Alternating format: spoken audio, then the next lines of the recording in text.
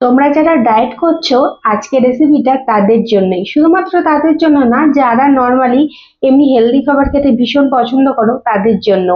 আর এটা যারা weight loss করতে চাও, তারা অবশ্যই তোমাদের ডায়েট এটা রাখতে পারবে। এটা ভীষণ হেলদি আর খুব সুন্দর হয় খেতে। তো আজকে তোমাদের সাথে আমি শেয়ার করছি একটা creamy smoky butter garlic vegetable স্যালাডের রেসিপি।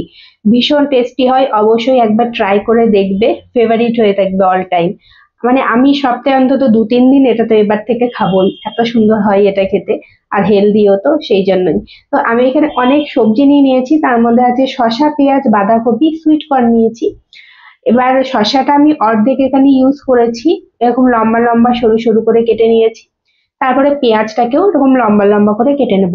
এবার পেঁয়াজগুলোকে না ভালোভাবে একটুখানি ছাড়িয়ে নেব, তাহলে কি হবে, মেশাতে খুব সুবিধা হবে। তোমরা তোমাদের পছন্দ মতো যে কোনো শেপে এটা কাটতে পারো, কোনো সমস্যা নেই।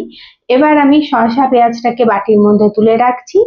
এরপর আমি কেটে নেবো হচ্ছে বাঁধাকপিটা। বাঁধাকপিটাও না আমি লম্বা লম্বা করে এখানে কেটেছি। মানে সমস্ত সবজি একরকম কাটা থাকলে দেখতে খুব সুন্দর লাগে আর খাওয়ার একটা আলাদা ইন্টারেস্ট আসে, সেই কারণেই। তোমরা চাইলে এখানে গাজর অ্যাড করতে পারো, বিটও অ্যাড করতে পারো। তো তোমাদের পছন্দ মতন সবজি তোমরা এখানে অবশ্যই অ্যাড করতে পারো, যে সবজিগুলো কাঁচা খাওয়া যায়। এবার বাঁধাকপিও কিছুটা কেটে আমি এখানে অ্যাড করে দিলাম। পেঁয়াজও আমি অর্ধেকই কিন্তু এখানে ইউজ করেছি। এরপরে আমি কাঁচা লঙ্কা নিয়েছি। কাঁচা লঙ্কাও আমি অর্ধেক নিয়েছি, বেশি ঝাল খাই না তো সেই কারণে। তো তোমরা ঝাল যদি বেশি খেতে পছন্দ করো, আর একটু বেশি তোমরা এখানে অ্যাড করতে পারো।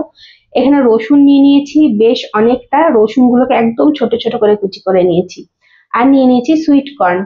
তো তোমরা নর্মালি যদি সুইট কর্ন না পাও, এখানে বেবি কর্নও অ্যাড করতে পারো, বা নর্মাল যে ভুট্টাটা হয় সেই ভুট্টাটাও তোমরা এখানে কিন্তু অ্যাড করতে পারো। এবারে সুইট কর্নের যে খোসা টোসা সমস্ত কিছু ভালো করে ছাড়িয়ে নিয়েছি। আমি এখানে সুইট কর্নটাও হাফই ইউজ করবো, কেননা না হলে অনেকটা পরিমাণে হয়ে যাবে। তো চাকু দিয়ে অনেক কাটাকাটি করার চেষ্টা করলাম, শেষে আর কাটলো না, হাত দিয়ে ভেঙে নিলাম। এবার ভুট্টাটাকে না ভালো করে একটুখানি সেঁকে নেব, যেমন আমরা রাস্তায় যেমন আগে বিক্রি হতো খেতাম, যেরকম ভুট্টা বিক্রি হতো ঠিক সেরকম ভাবে এটাকে একটু সেঁকে নিলাম। তবে রাস্তায় নুন লেবু এসব মাখিয়ে দিত, তো এটা নর্মালি এমনি সেঁকে নিলেই হবে। এই ভুট্টাটা না এরকম যদি হালকা একটু পুড়িয়ে ইউজ করি না, একটা স্মোকি ফ্লেভার আসবে, ভীষণ ভালো লাগে সেটা খেতে। সেই কারণেই আমি এটাকে একটুখানি পুড়িয়ে নিয়েছি। এরপরে কড়াইয়ে একটু বাটার দিয়ে দিলাম। আর বাটারে কেটে রাখা লঙ্কা রসুনটা হালকা একটু ভেজে নেব, খুব বেশি লাল লাল করে ভাজার এটা দরকার নেই। তো এবার ভুট্টাটা ঠান্ডা হয়ে গেছে, এটাকে আমি এবার চাকুতে করে এরকম করে একটু কেটে নিচ্ছি। তো এটাকে তোমরা নর্মালও এমনি ছাড়াতে পারো, কিন্তু সেটাই প্রচুর টাইম লেগে যায়, ওই জন্য আমি চাকু দিয়ে এরকমই কেটে নিয়েছি ভুট্টাগুলোকে। ভুট্টাগুলো এবার ভালো করে সবজির সঙ্গে সমস্তটা এখানে অ্যাড করে দেবো। এই স্যালাডটা না তোমরা যত খুশি খাও না কেন, ওয়েট কিন্তু বাড়বে না। মানে খুব তাড়াতাড়ি হজমও হয়ে যায়, ভীষণ ভালো হয় খেতে। এরপর যে হাঙ্কারটা রেখেছিলাম সেটা আমি এখানে অ্যাড করে দিয়েছি, ভালোভাবে জল ঝরে গেছে।